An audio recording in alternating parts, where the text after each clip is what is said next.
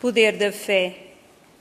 Quando ele veio ao encontro do povo, um homem que se lhe aproximou e, lançando-se de joelhos a seus pés, disse: Senhor, tem piedade do meu filho que é lunático e sofre muito, pois cai muitas vezes no fogo e muitas vezes na água. Apresentei aos teus discípulos, mas eles não o puderam curar. Jesus respondeu: Ó raça incrédula e depravada, até quando estarei convosco? Até quando vos sofrerei? Trazei aqui esse menino. E tendo Jesus ameaçado o demónio, este saiu do menino, que no mesmo instante ficou são. Os discípulos que vieram então ter com Jesus, em particular, lhe perguntaram: Por que não podemos nós outros expulsar esse demónio? Respondeu-lhe Jesus: Por causa da vossa incredulidade. Pois em verdade vos digo, se tivesseis fé do tamanho de um grão de mostarda, diríeis a esta montanha: transporta-te daí para ali, e ela se transportaria, e nada vos seria impossível. Mateus 17, 14 a 20. É um texto do Evangelho segundo o Espiritismo.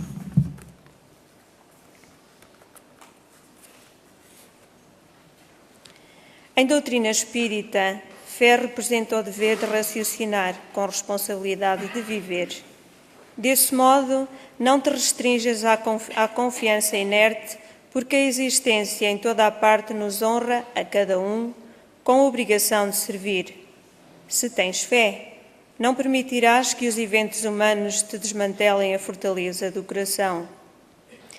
Transitarás no mundo, sabendo que o divino equilíbrio permanece vigilante, e mesmo que os homens transformem o lar terrestre em campo de lodo e sangue, não ignoras que a infinita bondade converterá um e outro em solo adubado para que a vida refloresça e prossiga em triunfo. Se tens fé, não registrarás os golpes da incompreensão alheia, porquanto identificarás a ignorância por miséria extrema do espírito e o educarás generosamente, a boca da injúria e a mão que apedreja. Ainda que os mais amados te releguem à solidão, avançarás para a frente, estendendo e ajudando, na certeza de que o trabalho te envolverá o sentimento em nova luz de esperança e consolação. Se tens fé, não te limitarás a dizê-la simplesmente, qual se a oração, sem as boas obras, te outorgasse direitos e privilégios inadmissíveis na justiça de Deus, mas sim caminharás realizando a vontade do Criador, que é sempre o bem para todas as criaturas.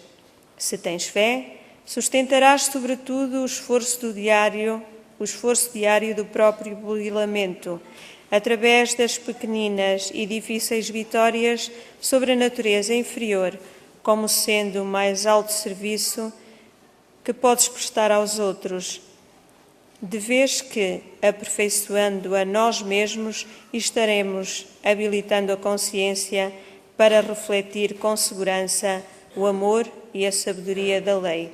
Emmanuel. É um texto do livro O Espírito de Verdade, Chico Xavier e Valde Vieira.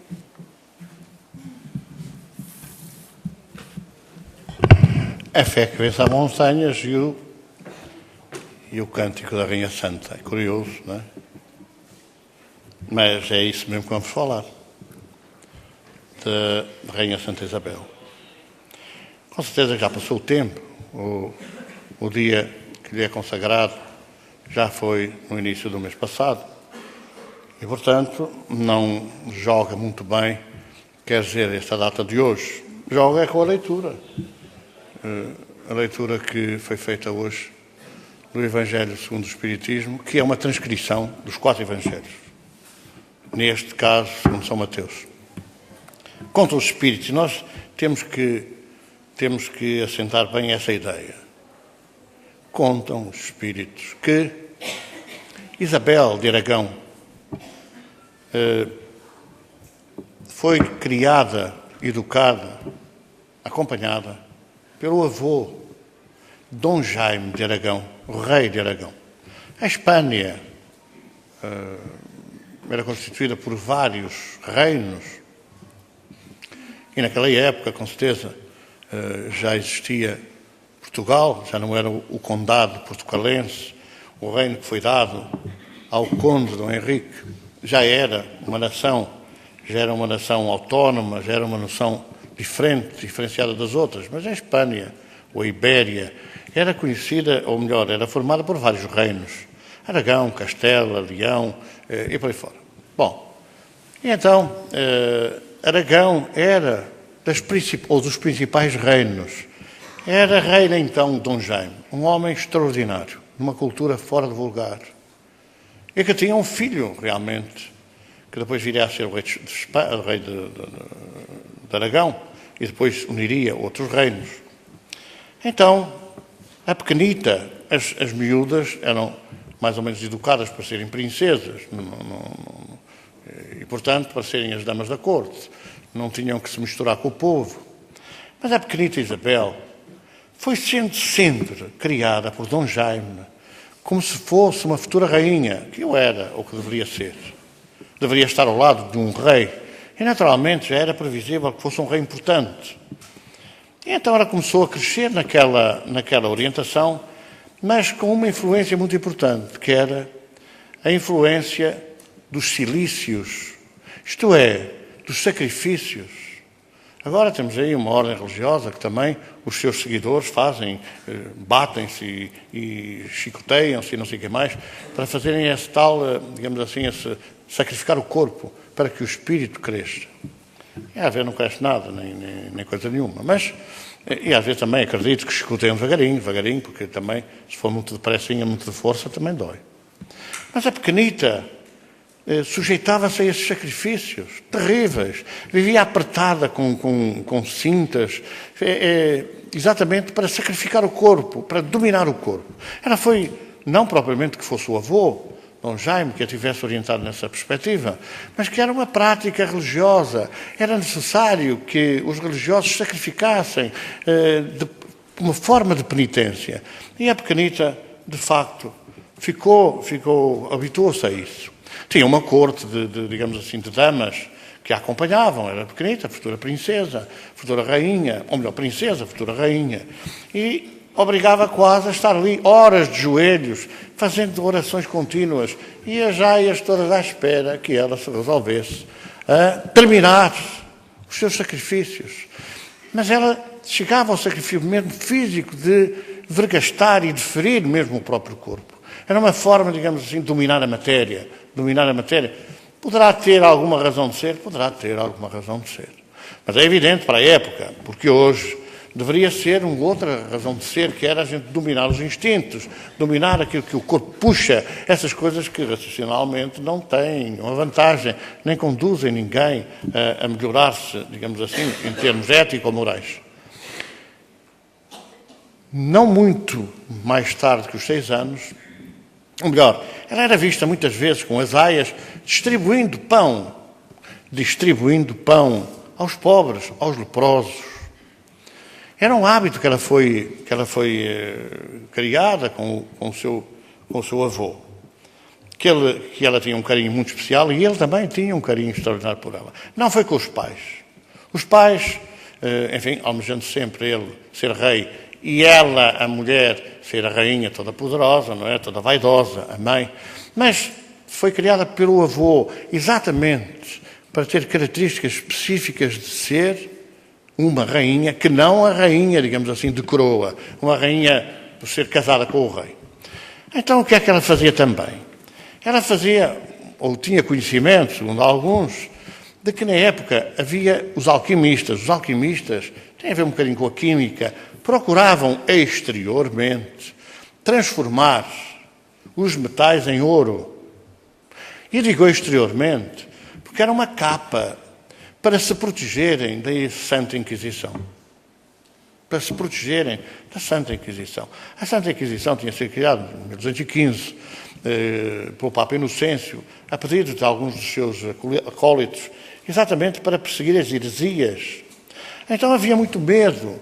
A busca de transmutar os metais em ouro. Era uma capa exterior porque tudo indica que a sua grande preocupação fosse a busca do espírito, a busca da comprovação do mundo da vida espiritual. E não propriamente a transformação dos metais em ouro. Tudo leva, com referências da época, a pensar que Dom Jaime era um dos grandes apoiantes, entusiastas da alquimia. Exatamente, pensava-se que ele andava a querer ver enriquecer o reino de Aragão. E então, tudo quanto fosse porcaria, ferro velho, já imaginaram, agora o ferro velho e tal, transformar em ouro, que era uma maravilha, não é? Era a nossa safa. Mas não há nenhum governo que resolva descobrir essa conversa, não é? Também já não temos muito ferro velho, já foi todo vendido para a China. Mas pelo menos já viram. Uma coisa agora, ouro, não é? Ouro. E contam os espíritos que a pequenita, Isabel, a Isabelita, como chamava o seu avô com muito carinho, tinha essas coisas engraçadas. Às vezes lavava alguns bocados de pão no regaço, pequenita. E quando chegava ao pé dos pobres, das famílias pobres, multiplicava. Outras vezes dizia-se que ela também transformava o pão em ouro, em moedas, que distribuía pelos pobres, pelos miseráveis, que partilhavam as praças públicas com os leprosos. Já era um avanço, porque no tempo de Jesus os leprosos eram escorraçados para o vale dos leprosos, eram proscritos e eram expulsos do ambiente familiar. Então, surgiu essa grande tragédia, que foi a doença de Dom Jaime, que obrigou a deslocar a corte para o sul, para Valência. E nessa deslocação, a sua saúde agravou-se e ele não resistiu e faleceu ou morreu. Bom, então a miúda voltou para junto dos pais.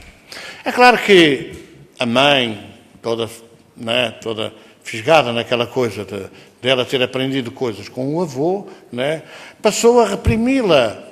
E o pai também não tinha grande afinidade, praticamente desde que nascera, que tinha ficado entregue ao avô, e portanto não havia grande afinidade com a miúda. Trataram logo de, por uma questão de preconceito, proibir a miúda de sair a misturar-se com os leprosos, porque aquilo era o fim do mundo, quer dizer, ela apanhava a lepra, como era a lepra e tal. E houve até, uma determinada altura, que houve um morticínio terrível, porque eles vinham junto do palácio, na praça em frente, à espera que a pequenita lhe levasse o pão, que às vezes se transformava em ouro, não que ainda em rosas. E uma certa feita, de uma acusação em acusação, o rei mandou reprimir. E houve uma tragédia tremenda, mortes em série, muitos feridos, abandonados de qualquer maneira.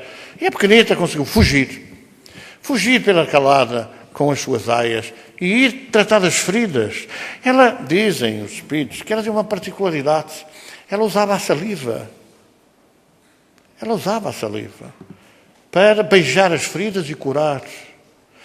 Foi também assim que passou à história um dos grandes feitos de Francisco de Assis, entre aspas, milagres, porque visitava o leprosário perto da cidadezinha e beijava, terá feito isso com um tal de Aprígio, que viria a converter-se pela cura, viria a converter-se a franciscano e passou a ser um dos 10 franciscanos com o nome de Frei Aprígio, curado com o beijo, com a saliva, com o beijo de Francisco de Assis. Era uma prática. Aliás, Jesus deixou esse ensinamento quando o cego, à beira da estrada, pediu que o curasse e ele pegou na terra, argila, amassou com saliva, colocou nos olhos e ordenou: vê, se tens fé, como um grão de mostarda. Bom, eram práticas que têm a ver com a fé. Como é que a pequenita saía, multiplicava o pão? Em vez de ter 2 pães partidos aos bocados, passava a ter 20 pães. Afinal, Jesus tinha protagonizado isso, a multiplicação dos pães e dos peixes. Não é uma coisa que seja miraculosa, porque não é possível derrogar a lei. É alguma coisa que é possível levar a cabo, mas que tem que ser com determinadas prerrogativas, com determinadas capacidades. Diz Paulo, na primeira epístola aos Coríntios, devia ter dons que permitissem produzir esses efeitos, dons que Deus dá ao homem, ou milagres, segundo São Marcos, que acompanharão aqueles que acreditarem, aqueles que tiverem fé como um grão de mostarda. Então a pequenita Isabel passou a ser acompanhada pelos pais, evidentemente com grandes dificuldades, com grandes problemas, com grandes sacrifícios, maltratada, muitas vezes impedida de sair a visitar os seus pobres. Até que descobriram, um certo dia, que ela transformava o pão em ouro. E pensaram, bom, como o avô tinha ligação com os alquimistas, tinha aprendido de certeza o segredo de transformar as coisas em ouro. E então chamaram a pequenita e disseram, tu sabes, tu aprendeste, o teu avô não te ensinou, como é que fazes isso? Como é que tu transformas o pão em ouro? E ela dizia, não aprendi nada. Eu não aprendi nada. Eu não transformo coisa nenhuma, eu não faço nada. Não, mas fazes que viram. Bom, é evidente que era uma faculdade que ela tinha uma mediunidade de efeitos físicos. Uma mediunidade de efeitos físicos que haveria de a acompanhar toda a vida. Mas é evidente que ela não era um espírito qualquer. Poderíamos dizer, talvez fosse uma tia que ela tinha santa também, Santa Isabel, da Áustria, que também era um espírito invulgar. Podia ser a sua reencarnação, podia ser. Não vamos entrar por aí, especulações. Não podia ser que ela tinha uma grande fé na sua tia Santa Isabel. Santa Isabel não é Santa Isabel a rainha, é Santa Isabel a tia. Mas o que é facto é que a vida dos reis era a preparação dos seus sucessores e a colocação daqueles que não lhe podiam ser sucessores, particularmente das filhas das mulheres, que eram normalmente dadas em casamento. Havia ali uma grande negociata naquela época. Procuravam uns casar Isabelita com o rei de França. De repente, sem saber como nem porquê, aparece prometida ao rei de Portugal, de nome Dinis. Começa a ser prometida. E daí até ser fechado o contrato, o acordo, as delegações deslocaram-se para um lado, para o outro, negociaram tudo aquilo, as princesas vinham com dotes elevadíssimos, os reis nem por isso, que eram os proprietários dos dotes, eram os senhores dos bens, do poder, e portanto, mas elas vinham acompanhadas de dotes, e ela veio com dotes substanciais. 11 anos e 11 meses, provavelmente. Foi colocada sobre um burro. Era frequente o transporte pelos burros, as carroças, etc. E avançou de Aragão para Portugal. Eram extraordinariamente meticulosos na época, porque calcularam quantos dias demorava o séquito real a chegar a Portugal. Porque era da lei, nenhuma donzela, nenhuma jovem poderia casar sem ter 12 anos. Tinha que ter 12 anos. Em muitas circunstâncias, foram alteradas as idades para poderem casar. Isto é, crianças com 8 anos, com 10 anos, com 12 anos, ou com 11 anos, aumentava-lhes a idade, quer dizer, passavam a ser registadas, ou melhor, alteravam o registro mais cedo para poder ter 12 anos e poderem ser entregues aos reis. Embora, como é evidente, quer dizer, Constança de Portugal e o rei depois de Leão, ou de Castela, melhor dizendo, casaram, tinha ela 4 anos, tinha ele 9. E pronto, ficou lá um regente a tomar conta do reino e eles foram sendo preparados lado a lado. Foi dada a rapariga, foi dada a Constança, foi dada ao regente de Espanha para ser preparado, de Espanha, de Castela, e depois vir a casar na idade própria do casamento. Era uma altura que era os 12 anos. E Isabel veio no séquito, veio no cortejo, entrou em Portugal por trás dos montes e dirigiu-se à cidade de Trancoso, à vila de Trancoso, melhor dizendo, na época. E ela, o prenda de casamento dela, veio só, não foi um carro de bois, nem foi assim um burro qualquer de carga. Foi a vila de Trancoso. A prenda de casamento do marido, de Dom Dinis, foi, no dia do seu aniversário, no dia dos 12 anos, foi a vila de Trancoso dada como prenda à rainha de Portugal, Isabel. É claro, como podem imaginar, ela era uma criança. Não, ela era uma mulher. Ela era uma mulher preparada para ser rainha. De tal maneira ela estava preparada para ser rainha, que ela trouxe para Portugal um dos maiores segredos da história de Portugal. Ela foi portadora de um dos maiores segredos que a história não registra com grande acuidade, mas que teve uma importância fora de vulgar. As cruzadas eram protagonizadas por ordens militares. Ordens militares. E das ordens militares, a mais importante era a Ordem dos Templários, que depois tiveram assento em Santarém. Depois há uma certa iniciática naquela ordem. Eram iniciados, eram pessoas muito secretas, muito conhecedoras, não contavam nada a ninguém. Mas, fundamentalmente, eram a ordem que detinha mais poder económico na Europa. Vieram ricos, porque o direito de espólio, que assistia aos vencedores, fizeram deles todos ricos, trouxeram fortunas tão fabulosas que se superiorizaram ao próprio Vaticano, à própria Roma, à própria Igreja. E isso conduziu a grandes movimentações no sentido de extinguir a ordem, expulsar os constituintes da ordem, persegui-los e condená-los por heresia. E foi a Rainha Santa, foi Isabel, que trouxe o planeamento secreto para salvar os templários. E foi Dom Dinis, o marido, portanto o esposo, o futuro esposo, o rei, quem movimentou todas as suas hostes para recebê-los de uma forma mais ou menos secreta. Depois haveria de transformar essa ordem na Ordem Militar de Cristo, mais tarde, naquela coisa de Dom João I, por exemplo. São coisas que a nossa história registra, que nós devemos conhecer. Veja uma criança de 12 anos, para nós, uma criança, ser portadora dos maiores segredos de Estado. E não ter sequer o desplante, vamos chamar assim, de abrir a coisa e saber, e dizer às aias e contar aí. Era, de facto, uma rainha. Com 12 anos, estava preparada para ser uma rainha. E chegou. Claro que quando o rei olhou para ela, ficou enternecido. Alguns dizem que a Rainha Santa tinha um pequeno defeito na vista. Era astrábica. Dizem alguns. Provavelmente seria. Não há filmes da época. O Leonardo da Vinci não resolveu vir 1200 anos depois para tirar uma fotografia. Mas o que é facto é que consta de algumas pesquisas, até de uma historiadora nossa, de Coimbra, que ela de facto tinha um pequeno defeito na vista. Tinha ligeiro estrabismo, ligeiro desvio. Mas ela era uma beleza tão extraordinária que muita gente nunca reparou que ela tivesse um pequeno defeito na vista. Era de uma beleza incomparável. Madre Teresa de Calcutá, uma pequenina muito feinha, graças a Deus, não é? Mas nunca ninguém reparava na sua feiura. Embora alguns digam que ela pediu para vir feia, que é para não ser tentada por aqueles que andam sempre... Sabem quem são os rolos? Então ninguém se metia com ela, porque era uma coisa tão feinha. Mas era de uma beleza da alma, que transbordava, que irradiava, que ninguém estava a reparar se tinha o nariz comprido, com o nariz curto, se era assim, se era assim. Ninguém reparava nisso. Mas a Rainha Santa, a Isabel, veio.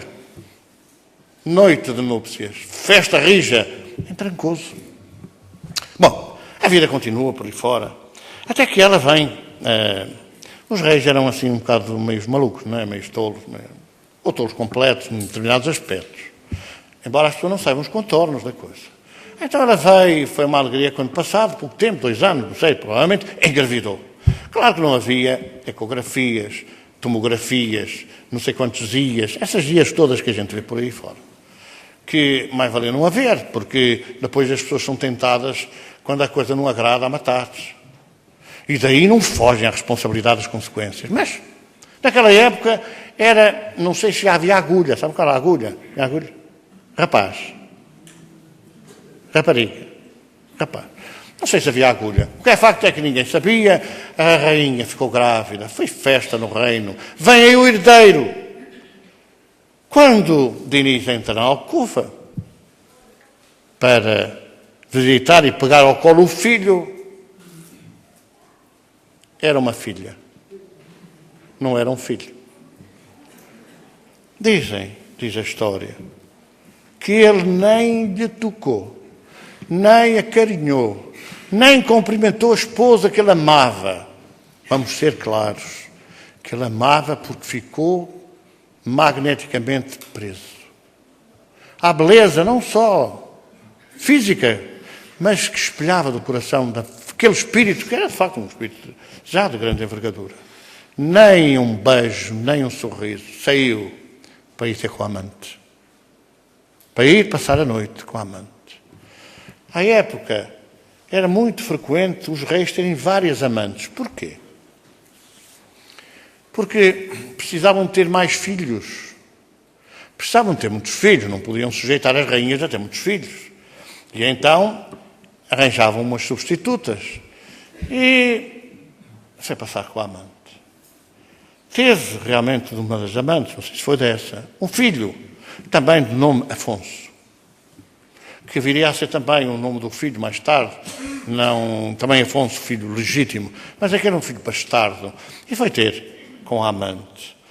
O choque da rainha, com 14 anos, com 15 anos, foi tremendo, porque ela não vivia daquela forma, quer dizer, ela era mulher, tinha sido acarinhada, preparada, acompanhada, amada, orientada pelo avô, homem. E era mulher. Aprendeu tudo o que havia que aprender para ser rainha sem ser consorte. Rainha consorte quer dizer casada com o rei, em realidade. Tinha tudo para ser rainha. Foi um choque emocional tremendo. Mas não teve aquele rosto, nenhum ritos, nenhum desgosto, nada que viesse a acusar o marido. A vida, pois com certeza que é muito complicada. E 2 anos depois, ela voltou a engravidar e veio um rapaz de seu nome Afonso. Mas o rei tinha vários filhos. Porquê? Porque o país, naturalmente, estava dividido. Agora são os distritos, não é? São os distritos. Mas havia regiões, sabe, muito antigas. E então o poder, saído do feudalismo, era conhecido, vamos contar assim, o que é que isto tem a ver com o espiritismo? Não é? Eu vim cá para tirar-vos os espíritos. Estava lá agora a falar de história. O Zé Hermano já está do outro lado, não deixe lá de querer ser o Zé Hermano. Mas são coisas sobre a Rainha Santa. E então ela sabia dos amantes e ele sabia que tinha vários filhos. Quando havia, por exemplo, Trás-os-Montes, quem manda em Trás-os-Montes, não havia carros, não havia comboios, não havia aviões, não havia internet, também não havia telemóveis e não havia telefones e não havia nada dessa conversa. Como é que se materializava o poder? Exatamente colocando a responsabilidade da governação nos filhos bastardos. Quando Constantino imperava em Roma, o Império Romano do Ocidente, caiu. Cada um dos reinos que formavam o Império era regido por um dos filhos de Constantino, que lhe fizeram a folha porque quando ele decretou a religião oficial, o cristianismo, eles não aceitaram. E embora se diga muita coisa, só no final do século IV, portanto, é que foi aceito o cristianismo em todo o Império. O decreto foi muito antes, foi no primeiro, quer dizer, na primeira metade do século IV, não foi já na parte final. Portanto, as coisas às vezes não eram assim tão fáceis de impor, porque eram distâncias enormes. E demorava tempo a chegar. Então, era assim, davam o Trás-os-Montes a um filho, Minho outro filho, do litoral outro filho, cada um dos filhos ia regendo, ia governando, e, portanto, o rei tinha o poder na mão. Então era necessário. Como é que esta coisa se transfere cá para fora? Como a rainha não podia deixar de afrontar ou de enfrentar o marido, a propósito dos filhos bastardos, a propósito das mulheres, não podia deixar de enfrentar. E o rei muito, digamos assim, ingenuamente, assim, mas, minha rainha, sabes que eu tenho que ter poder e só o posso exercer com filhos. Se tu não me podes dar filhos, tenho que os arranjar. É o poder que está em jogo. Quer dizer, aquela coisa do divertimento, passar as noites e não sei o que mais, isso não interessava. Interessava era, tinha que... A rainha parece que engoliu em seco, não é? Calou-se e tal e foi deixando. Mas desarmou o rei. Como é que ela desarmou o rei? Eram filhos do marido. E obrigou o marido a trazer todos os filhos bastardos para o palácio do rei. E ordenou que eles fossem preparados como príncipes, se fossem príncipes legítimos. e tornou-se a grande protetora das amantes. As amantes não podiam fazer mais nada, era uma ordem, eram belas, até casadas. Até casadas. Pronto, casadas era desfeito o casamento porque era a senhora para o rei. A número 3, a número 4, a número 5, seja lá o que for. Era assim. Então ela enfrentou dessa maneira, trouxe-os e tratou delas. E o rei ficou desarmado. Eu devo dizer que Dom Dinis foi dos reis mais extraordinários da nossa história. Mas é assim, claro, chamava-se o rei labrador. Chamaram-no com o nome, labrador. Porquê? Porque plantou o pinhal de Leiria. E plantou o pinhal de Leiria para proteger as terras agricultáveis das areias que vinham do mar, das areias da erosão. Bom, agora, as melhores cebolas e cenouras, etc., são cultivadas na areia. Quando Israel apanhou o deserto, o Sinai, e inventou essa coisa da gota a gota, da rega gota a gota, transformou o deserto em terra arável. As cebolas na areia crescem mais, não tem a terra a apertar. As cenouras, é a mesma coisa. Não tem a terra. Então, não foi assim uma descoberta no Pinhal de Leiria. Foi uma descoberta assim muito importante. Enfim, mas levar com a areia, quando as pessoas levavam com o arado ali a labrar a terra, levar com aquela ventania da areia, a areia também não é assim, nem na praia. Há dias que um temporal desgraçado levanta a areia da praia. Mas que me conste, as pessoas vão para a praia na mesma. Pode um ou outro dia saírem por causa da areia, mas não me deixam de ir lá. Portanto, a areia não voa assim, daquela maneira, e depois entrando quilómetros dentro do território. Mas,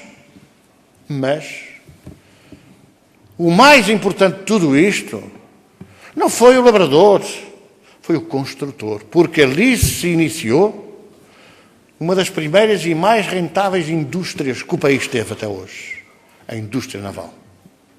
Basta dizer que nós fomos das potências marítimas maior do mundo, ao lado da Espanha. Potências marítimas, mais tarde, substituídas por Inglaterra. Mas nós tínhamos um poder marítimo, porquê? Por causa da construção naval, por causa dos navios, das caravelas, que chamavam à altura, construídas a um ritmo tremendo, à custa do Pinhal de Leiria.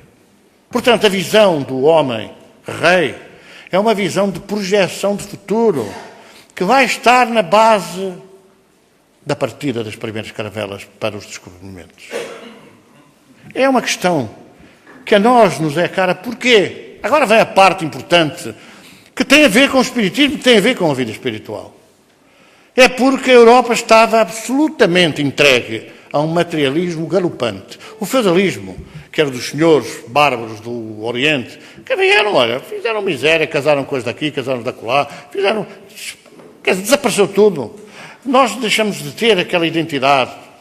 Os lusos, os lusitanos, nós somos uma miscelânea tremenda de suevos, alanos, vândalos, visigodos, ostrogodos, ostrogodos, foi uma mistura tremenda.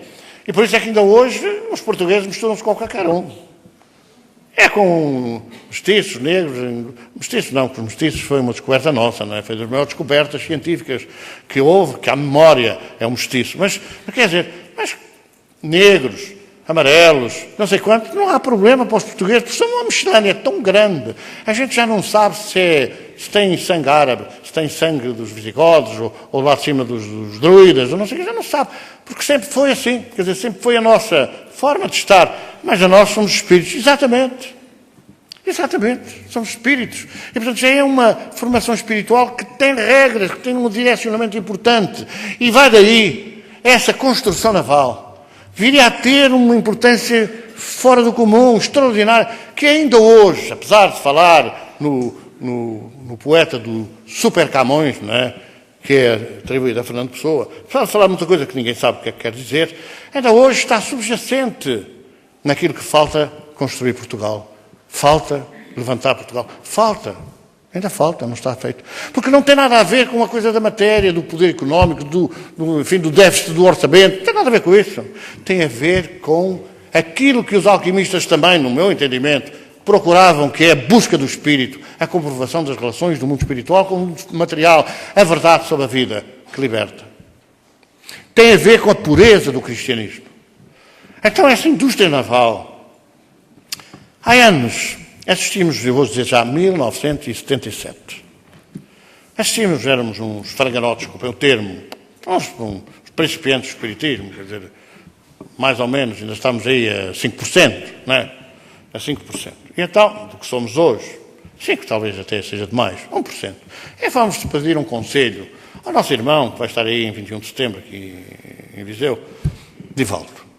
E assistimos a uma coisa, calados ao fundo do salão, uma coisa que nos impressionou. Foi realmente a referência à presença de um espírito nobre chamado Isabel de Portugal. Porque a Rainha Santa Isabel é a Rainha Santa de Portugal. A Isabel de Aragão é antes. É a criança, é a que vem a princesa que vem de Aragão. Mas a Rainha Santa é Portugal, que ela se extravasa se ela se realiza. E então, ouvimos a Rainha dizer, a propósito do regresso dos retornados, a propósito da debandada dos europeus à África, eu estava, de braços abertos, a assistir à partida das primeiras caravelas, dos primeiros exploradores do mar. Foi realmente aí que começaram as barcaças, as caravelas, as nozes, vá lá, as cascas de noz, a atravessar o mar, a entrar mar dentro, em direção a outras terras, em direção a outras gentes. Eu estava, de braços abertos, a despedir-me daqueles que iriam ser os povoadores, que iriam levar a mensagem cristã a todo o mundo. Agora estou de braços abertos a recebê-los de volta. Porque tanta coisa errada, tantos crimes perpetrados, tantas dificuldades criadas aos outros, tarde chega, mas chega o momento de receber de volta aquilo que se semeou. Nós não podemos esquecer que fomos nós que inventamos essa coisa tremenda e terrífica que foi a escravatura. Fomos nós. Fomos nós. Olha, nós mesmos, nós, se calhar muitos de nós.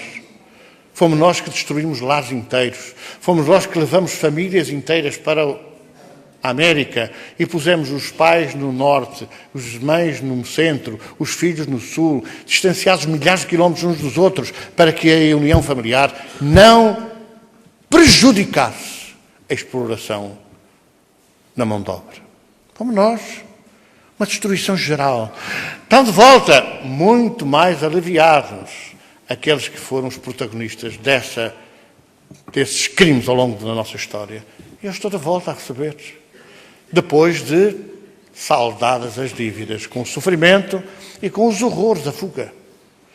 É esse espírito que de facto foi sublime durante aquele período em que esteve sempre ao lado do esposo, a quem amava, mas amava com um respeito considerável, porque ela considerava que o esposo era das pessoas mais extraordinárias, embora equivocado em muitos aspectos, equivocado do aspecto sociológico, equivocado numa altura que era realmente uma prática normal dos reis, nem toda a Europa, podemos dizer até em todo o mundo, porque não escapam os reinos da África, ou os reinos que também havia dos índios, ou por aí dentro. Portanto, não escapam. Os homens, os espíritos, são todos farinha do mesmo saco, somos todos. É, portanto, quer dizer, atrasados, mais atrasados, muito atrasados, somos todos iguais, estamos todos imperfeitos, continuamos a estar imperfeitos, e dependerá do nosso esforço passarmos a ser menos imperfeitos do que o que somos. Então ela tornou-se uma mulher que despertou no marido o ciúme tremendo. Ele fez um decreto real a proibir que os padeiros da corte cozinhassem ou cozessem o pão para que a rainha saísse às 6 da manhã com as suas aias a distribuir o pão pelos pobres.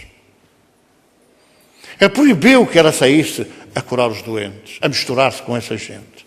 Com certeza que não era por ser uma alma atrasada espiritualmente, mas porque achava, naqueles conceitos que existem muito, que ela não se devia misturar como rainha com o povo, e mais com o povo mais reles, mais atrasado, mais miserável. Então proibiu. Ela então combinou com os padeiros, uma certa feita, e disse assim, bom, o rei acorda tarde, vocês não contam nada e fabricam 2 fornadas de pão.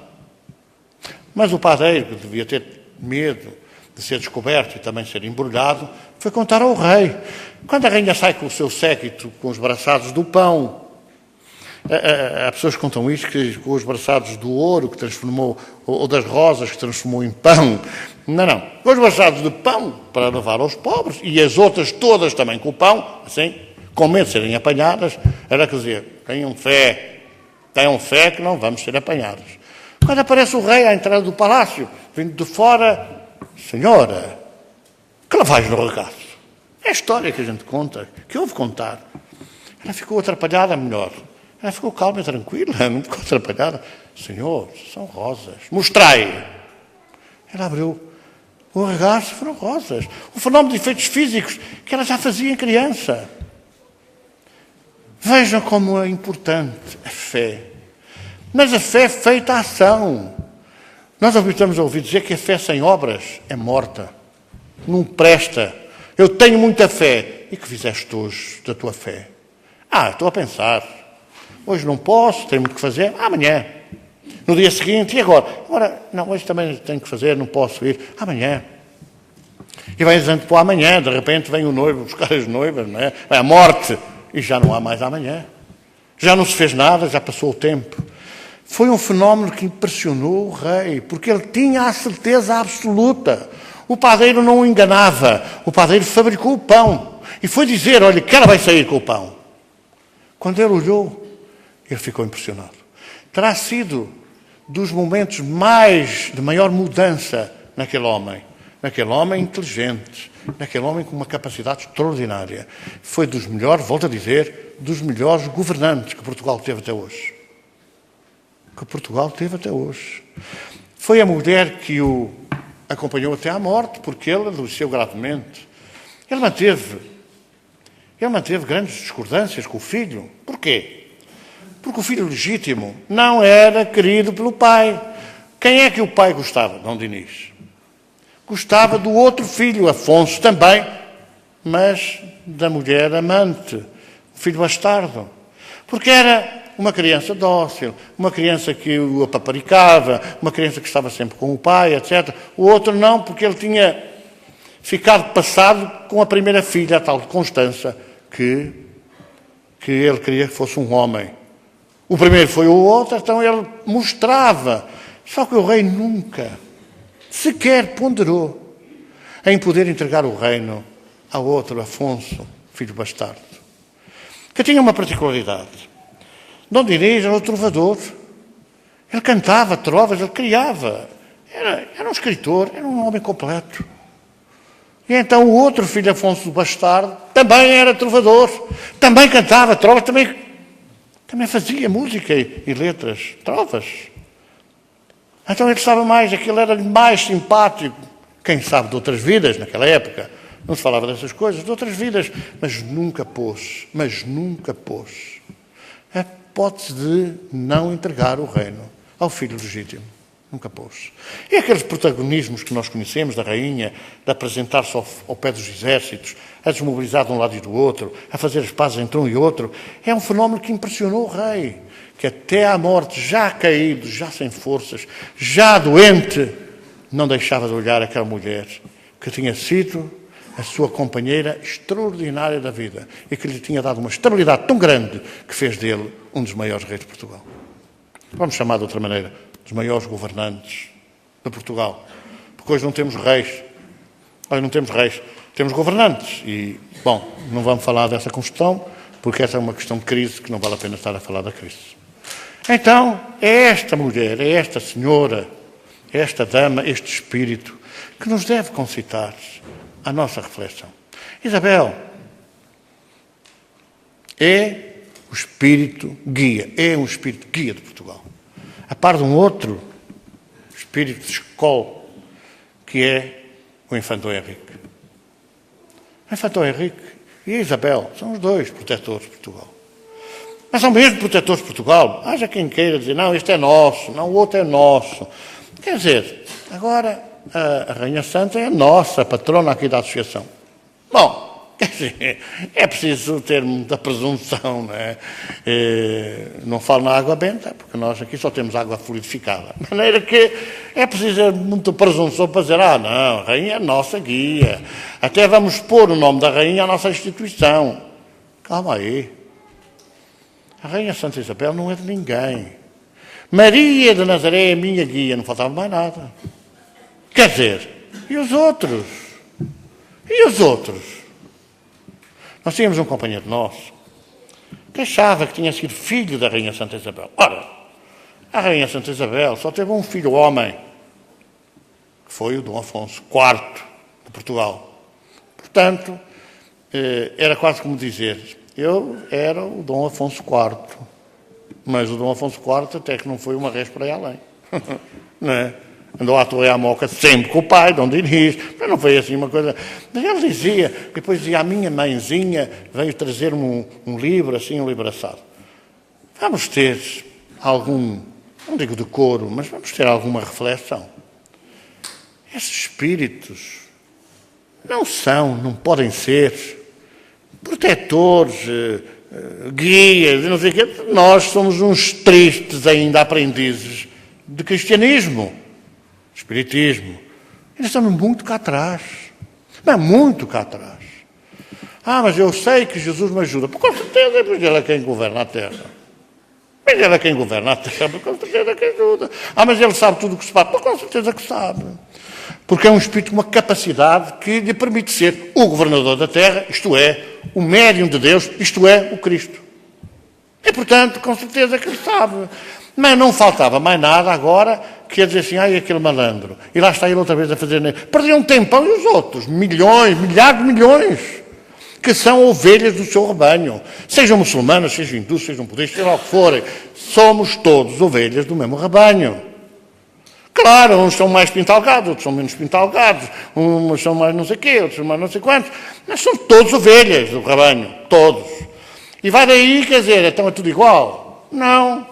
Porque nós fizemos percursos de evolução, esforçamos-nos mais uns do que outros, naturalmente estamos em outros patamares, subimos a escadaria, uns estamos nos degraus mais acima, outros nos degraus mais abaixo, e não temos que nos queixar de estar nos degraus mais abaixo, porque se estamos nos degraus mais abaixo é por nossa culpa e responsabilidade, mais nada.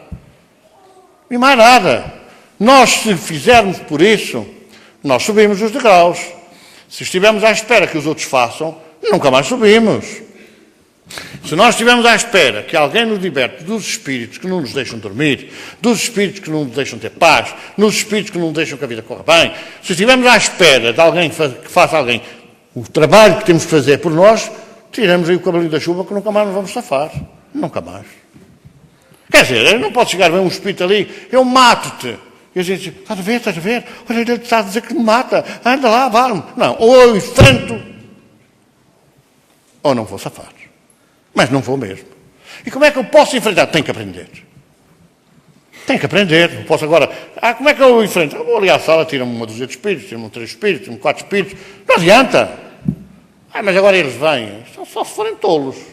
Quer dizer, a gente não faz a mínima para modificar. Não faz a mínima para purificar os seus sentimentos, os pensamentos, para ser melhor, para se modificar. Não voltes a fazer. Não fazemos a mínima para não voltar a fazer. E agora os outros que resolvam o nosso problema. Não dá. Temos que ser nós a enfrentar a tempestade. Temos que ser nós a enfrentar a tempestade. Se não enfrentarmos a tempestade, não vamos a lado nenhum. Mas Jesus pode ajudar. Ajuda, mas não evita que a gente trabalhe. Ajuda-te que o céu te ajudará. Está aí. A gente tem que se ajudar. Nós temos que mudar de vida. Temos que mudar de hábitos. Então vou deixar de ir ao café. Podemos ir ao café, porquê? Porque não? Mas porquê que a gente não pode ir ao café? Porquê? Eu já não posso ir aqui, eu já não posso ir acolá. Mulher, vai tu. Quer dizer, é o facilitismo. Senão eu peco. Eu não posso ir porque senão é peco. Eu aqui há uns anos tive um rapaz que era testemunha de Jeová. Tinha enfim, uma objeção de consciência. E então não pegava em armas. Entrou na tropa, entrou no quartel. Eu era capitão Antura, ainda era um rapaz novo, não é? Assim, cheio de sangue na guerra. Fui à prisão, foi preso. Não queria pegar na arma, não queria não sei o quê, nem vestir a farda. Foi para a prisão. Estes militares eram tremendos. É a lei. E então foi para a prisão. E eu fui lá visitar e disse, rapaz, por que é que não paga nada? Sou objetor de consciência. Mas porquê? Porque sou objetor de consciência. Então, e se forem à tua casa, tens mulher? Tens, sim, senhor.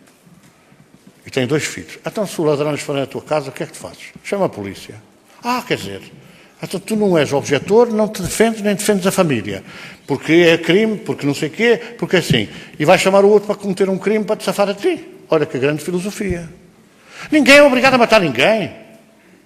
Mas nós não podemos deixar-nos morrer. Porque sendo assim, então a gente não come, a gente não bebe água, porque faz falta ao corpo, mas não bebe vinho, não bebe água, faz falta ao corpo, porque não faz isto, porque não faz higiene, porque não faz aquilo, morre. Apanha uma doença, vai dessa para pior. Não vai para melhor, não. Então nós temos que fazer alguma coisa, temos que nos ajudar a nós mesmos, temos que nos gostar de nós, amarmos a nós mesmos. Quem não pode amar os outros se não se ama a si próprio? Mas como é que eu vou agora chegar a uma casa que é um antro de promiscuidade e de falta de higiene e dizer assim, tenho que lavar isto, tenho que fazer aquilo, tenho que fazer aquilo outro e na minha casa é igual? Como é que é? Como é que eu digo a uma pessoa, muda-te, não faltes a fazer, não continues a fazer e eu faço. Eu engato aqui já uma lição que eu já tenho aqui dado várias vezes, do palestrante que estava no seu púlpito, mais ou menos como este, assim, e olhava, a gente também olha, não é? Às vezes vê umas pessoas que entram extravagantes, assim como uma coisa qualquer que chama a atenção. Agora vai toda a gente assim, nunca mais vem extravagante, porque vai começar a olhar e não sei o que mais. Não olha ninguém, que eu não sei quem é que está aí, mas daqui para um bocado, quando parar, sou capaz de olhar para aqui e para lá. Mas não olha ninguém. Mas aquele palestrante olhava, entrava um velhinho, era um salão, metade deste. Entrava um velhinho, já quase a mancar, julgo eu, sentava-se na cadeira da ponta da direita. E ele, pronto, posso começar a palestra. Começou a ser um automatismo. Ele achava, olhava, lá vem o velhinho, sentava-se tal. Até que depois, umas quantas vezes, o velhinho não entrou. E ele pensou, olha, cansou-se. Na semana seguinte, não apareceu. E mais não sei o que, não apareceu, passou-lhe. Aquele tique chamado neurose, não é? Passou-lhe. Deixou de reparar se o velhinho entrava, se o velhinho entrava, porque nunca mais entrou. Bom, também quem não entrar daqui mais também não se precisa de preocupar, porque olhos que não veem, não é? Coração que não sente. Morreu, o orador também morre, não é? Também desencarna, nós dizemos, desencarnou. E desencarnou e ficou um bocado aflito. André Luiz, no livro Nosso Lar, conta lá isso. Que esteve ali perturbadíssimo durante um certo número de anos. E só lhe azucrinava os ouvidos. Suicida, suicida, suicida, suicida, suicida. E ele ouvia aquilo assim, não é comigo, que eu não me suicidei. Suicida, não me suicidei. Teve vários anos naquilo, a ouvir aquela voz. Então o outro palestrante, não, André Luiz, lá ficou assim meio perturbado. Eu sou espírita de cartão e tudo, cartão passado. Eu sou espírita ali documentado. Eu vou ao centro, eu faço oração, eu falo. E agora? O que é que se passou comigo? Ninguém aparece. Oh Deus, então, como é que é? Estou aqui, então não há charanga, nem há banda de música a receber-me foguetes. Não foi assim que ele disse, coitado. Mas nunca mais ninguém vinha, até que começou a ficar perturbado, começou a ficar aflito, começou a ficar angustiado e quando já estava naquele desespero tremendo, Senhor, por amor de Deus, responde-me ao meu apelo. E apareceu o velhinho, todo contente, todo satisfeito. Então, nunca mais te vi. Nunca mais me viste. Há pessoas a dizer assim, mas a história que contou de outra vez não foi bem assim. Também temos que dar algumas coisas apimentadas, não é? Para as pessoas não dormirem tanto, não é? Já íamos os olhos aí a fechar. Então tu, sim. Mas és tu que me vais ajudar? Sou eu. Tu, que ias lá para o salão, que ias ouvir as minhas palestras, as minhas prédicas. Tu que aprendeste comigo, tu é que me vais ajudar. Porquê? Porque eu aprendi de facto contigo. Muito tenho que te agradecer. E por isso estou aqui. Então eu fiz aquilo que tu ensinavas. Eu passei a viver assim. Eu mudei a minha vida. Eu fazia. Mas tu falavas e não fazias. A realidade é bem outra. A realidade é bem outra. Nós temos que ter a noção exata do que é o espiritismo, do que é a espiritualidade, do que é a vida espiritual, do que é a vida, para podermos discernir sobre as coisas. as manifestações que ocorriam com Rainha Santa, com Francisco de Assis, com Nuno Álvares Pereira, etc., eram manifestações de efeitos físicos que resultavam do poder da fé que eles mantinham na ação.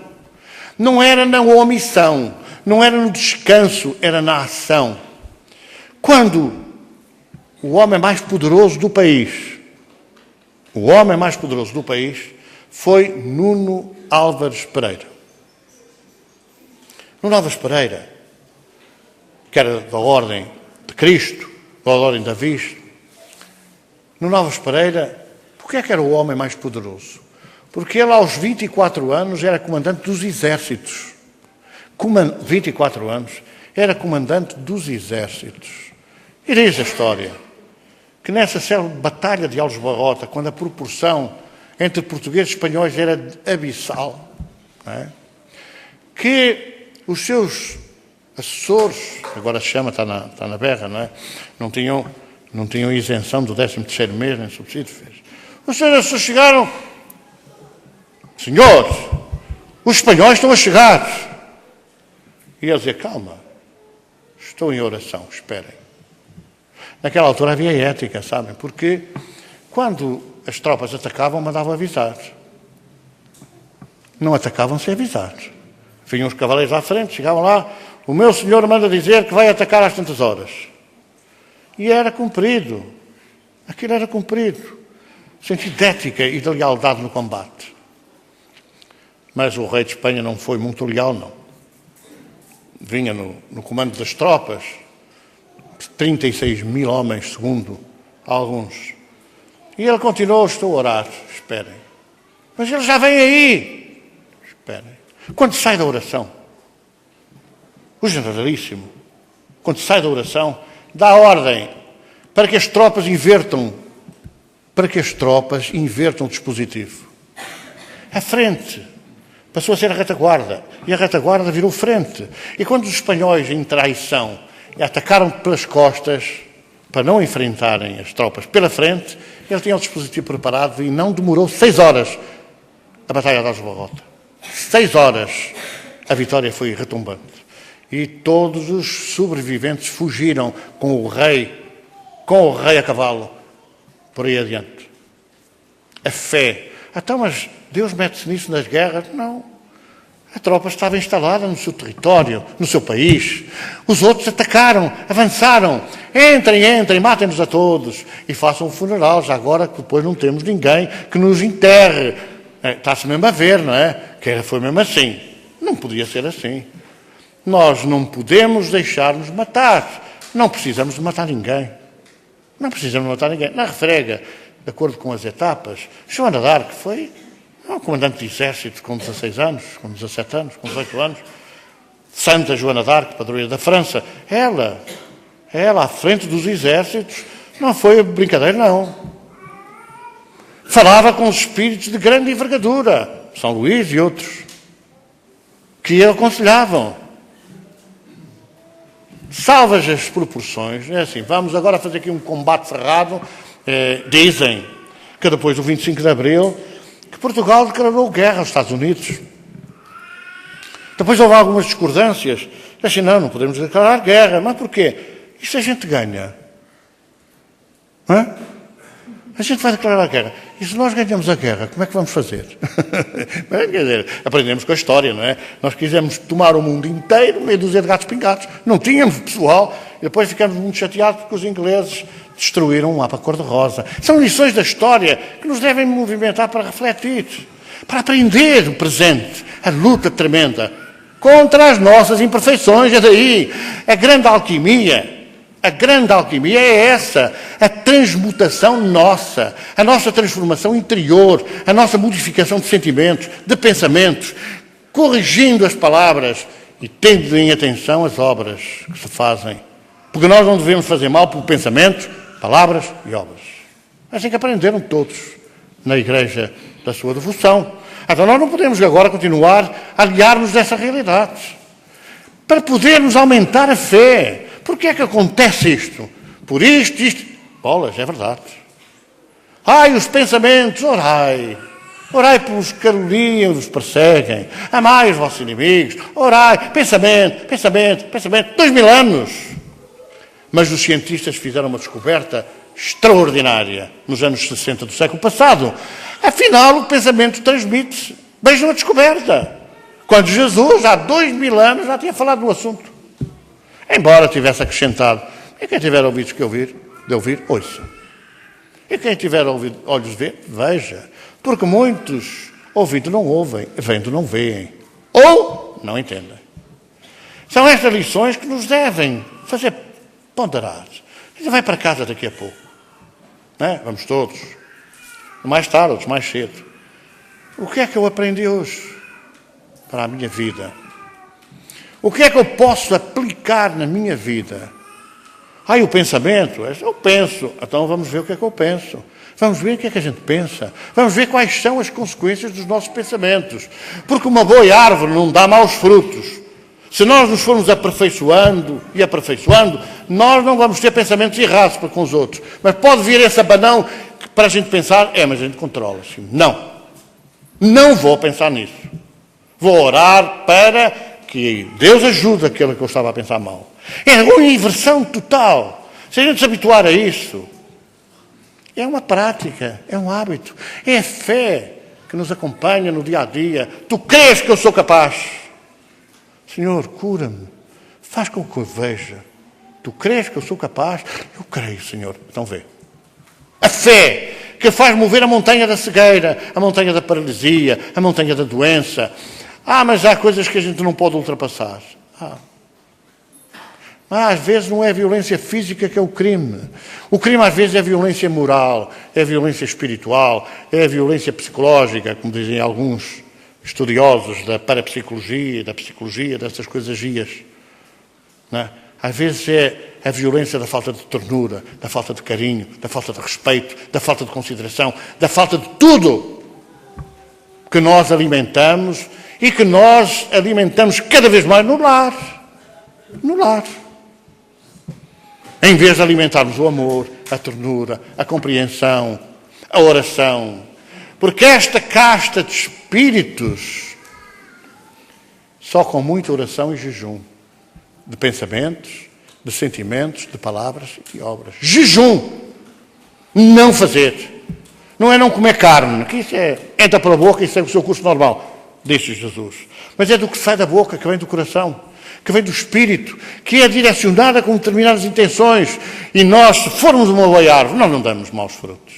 Nós não vamos pensar mal de ninguém. Embora às vezes a gente é desafiada para provar que resiste e que não faz outra vez. Não faças outra vez. Então é esta abertura de espírito que nós temos que ter, aprendendo com as referências. Falaremos proximamente nesse outro espírito extraordinário que foi o Infante Henrique, que a maldade dos homens, em determinada fase, porque se refugiou, se isolou com um projeto de condução das barcaças do Dom Dinis, das caravelas, para mundos novos, onde fosse guardado como um tesouro, como um grande tesouro, o cristianismo na sua pureza inicial, nas descobertas. Foi a escola náutica que fez conduzir a Porto Seguro, a terras de Santa Maria. A mensagem que depois viria, com o tempo, a agregar as várias crenças, as várias filosofias afro-brasileiro-índias, católicas, para trazer de volta essa pureza do cristianismo que está subjacente no espiritismo. O espiritismo não é o kardecismo.